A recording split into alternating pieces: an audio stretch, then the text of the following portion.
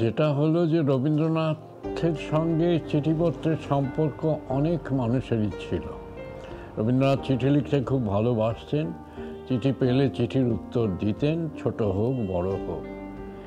কিন্তু হেমন্তবালা দেবীর সঙ্গে তার যে চিঠিপত্রের আদান প্রদান হয়েছিল অনেকগুলো, কারণ নবম খণ্ডে, চিঠিপত্রের নবম খণ্ডে সেটা বেশ মোটা একটা খণ্ড, এবং যেটা আমার মনে হয়েছিল যে রবীন্দ্রনাথ এরকম মন খুলে কথাবার্তা খুব কম মহিলার সঙ্গে বলেছেন।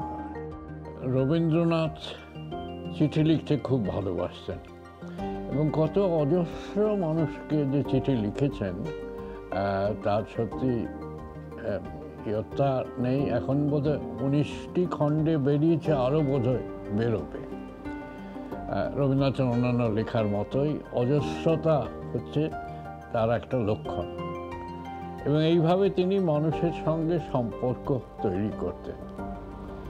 কিন্তু হেমন্তবালা দেবীর সঙ্গে রবীন্দ্রনাথের যে চিঠিপত্র, সেগুলোর একটা বৈশিষ্ট্য হচ্ছে এমন অন্তরঙ্গভাবে চিঠি লেখা নিদর্শন আর কোনো মহিলার সঙ্গে আছে। রানী মহাদানবী এদের সঙ্গে, রানীচন্দ্র এদের সঙ্গে আছে, কিন্তু আমি পরে বলবো যে এই চিঠিগুলোর একটা বৈশিষ্ট্য আছে।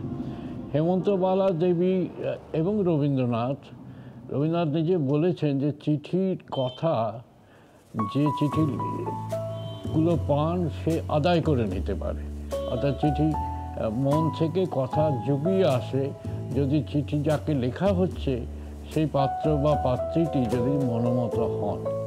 কাজে রবীন্দ্রনাথের সঙ্গে হেমন্তবালা দেবীর যে চিঠিপত্র, হেমন্তবালা দেবীর চিঠিপত্র আমি পড়েছি, তো সেইগুলোর মধ্যে একটা বিশেষত্ব আছে। বিশেষত্ব এই যে দুজন মানুষ পরস্পরের কাছে দাবি করছেন, এমনকি রবীন্দ্রনাথ কখনো কখনো তিরস্কারও করছেন হেমন্তবালা দেবীকে, সেটা আমি দেখেছি, যেটা খুব কম মহিলার ক্ষেত্রে তিনি করেছেন। ফলে হেমন্তবালা দেবী যে রবীন্দ্রনাথের কাছে একজন স্পেশাল পত্রপ্রাপিকা হয়ে উঠেছিলেন, সেটা আমার মনে হয়েছে, সকলেরই মনে হবে। হেমন্তবালা দেবীর বেশ কিছু প্রকাশিত হয়েছে কাজ, কিন্তু অনেকটাই অপ্রকাশিত রয়ে গেছে। তো হেমন্তবালা দেবীর একজন লেখিকা, একজন এম্পাওয়ার্ড উমেন হিসেবে কি ঠিক মূল্যায়ন আমাদের সমাজ করতে পেরেছে? এটা সম্বন্ধে আপনার কি ধারণা? না, সেইটা আমার স্যার একটু কোয়েশ্চেনটা একটু ক্লুটা ধরে বলবেন। 1 2 3 অ্যাকশন। না, হেমন্তবালা দেবীর মূল্যায়ন সত্যি সত্যি আমরা করতে পেরেছি কিনা আমি জানি না। তার সম্বন্ধে সেটি সংকলন হয়েছে, যে সেটি কত পাঠকের কাছে পৌঁছেছে এই সম্বন্ধে আমার কোনো ধারণা নেই। কারণ ওই সময় এই মহিলা সত্যি সত্যি একজন ব্যতিক্রমী মহিলা, যেভাবে নিজের ব্যক্তিত্বকে নির্মাণ করেছেন। বিধবা মানুষ, সাধারণভাবে আমাদের পরিবারে বিধবারা একটু সংকুচিত হয়ে থাকেন, তারা অবহেলিত, পরিবারে তাদের উপদ্রব হিসেবে অনেক সময় মনে করা হয়, যদি না বাচ্চা কাচ্চা দেখে এই সমস্ত মানুষ টানুষ করছে না এরকম। হেমন্তবালা দেবী কিন্তু অন্যরকম, তার একটা ব্যক্তিত্ব ছিল। তিনি রবীন্দ্রনাথের উপর দাবি করতে জানতেন, এবং রবীন্দ্রনাথকে এই দাবি করার ব্যাপারটা এবং তার সেই ব্যক্তিত্ব, তিনি নিজেকে প্রকাশও করেছেন অজস্র লেখায়, কবিতা থেকে আরম্ভ করে। ফলে এই ধরনের মানুষ আজকের দিনের নারী সচেতনতার পরিপ্রেক্ষিতে, এই ধরনের মানুষ যে অনেক আগে এসেছিলেন আমাদের সমাজে, এবং তখন সমাজ তাকে কীভাবে দেখেছিল সেটার কথা ছেড়েই দিলাম, কিন্তু এখনকার সমাজ তার পুনর্মূল্যায়ন করবে এটা প্রত্যাশিত। ফলে তিনি সেই সম্মান বা মর্যাদা বা মূল্য সেটা তিনি পেয়েছেন বলে আমার মনে হয় না। এটা হতেই পারে।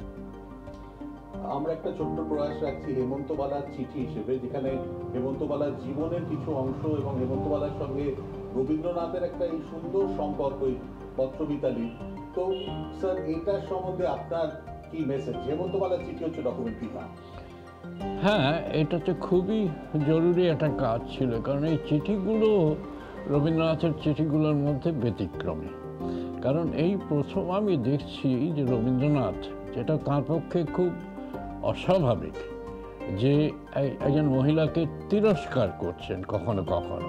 বিশেষ করে রবীন্দ্রনাথের ধর্মবোধ যদি আমাদের জানতে হয়, রবীন্দ্রনাথ প্রচলিত ধর্মকে কিভাবে দেখতেন, তার জন্য হেমন্তবালার চিঠিগুলো অমূল্য চিঠি।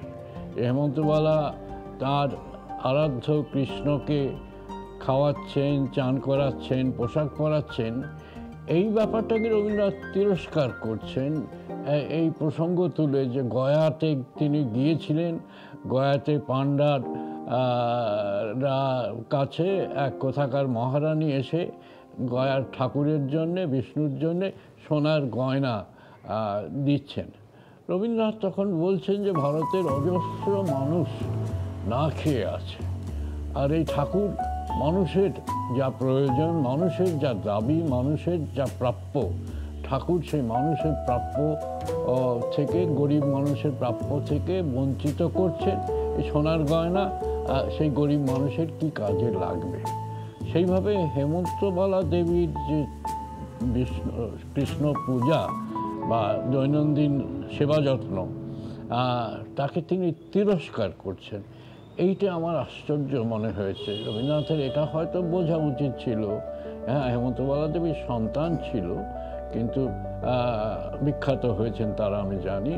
কিন্তু এটাও ঠিক যে অনেক সময় আমাদের পরিবারের মহিলারা সন্তান স্নেহে কৃষ্ণ গোপাল বা এদের এই করেন, ওইখানে তিনি আঘাত করছেন একজন বিধবা মহিলাকে, যিনি খুব সেন্সিটিভ, যার খুব মানে বলবো যে তার মূল্যবান একজন সদস্য আমাদের সমাজে, তাকে তিনি আঘাত করছেন। এইটা আমার কাছে খুব আশ্চর্য মনে হয়েছিল। এটা রবীন্দ্রনাথের পক্ষে খুব স্বাভাবিক বলে আমার মনে হয়নি। একটু অভিমানও হয়েছিল আমার রবীন্দ্রনাথের ওপর। স্যার, আমরা যে ডকুমেন্টারিটা করছি, এটার সম্বন্ধে আপনার একটা মেসেজ দিন। এটা তো চিঠি, এটা তো সচরাচর হেমন্তবালার চিঠি নিয়ে একটা ডকুমেন্টারি হচ্ছে, এটা তো সচরাচর কেউ ভাবেই না। এটা যে ভাবা হয়েছে তার জন্য আমি কি বলবো, তোমাদের কাছে আমি কৃতজ্ঞ। কারণ বাঙালি সংস্কৃতির জন্যে ওই চিঠিগুলো খুব মূল্যবান। ওই চিঠিগুলো একই সঙ্গে হেমন্তবালা দেবীকে আমাদের কাছে স্পষ্ট করে তোলে, সেই সঙ্গে সঙ্গে রবীন্দ্রনাথের ব্যক্তিত্বের একটা দিকও আমাদের কাছে খুলে ধরে, মেলে ধরে। ফলে আমি মনে করি এই কাজ অভিনন্দনযোগ্য।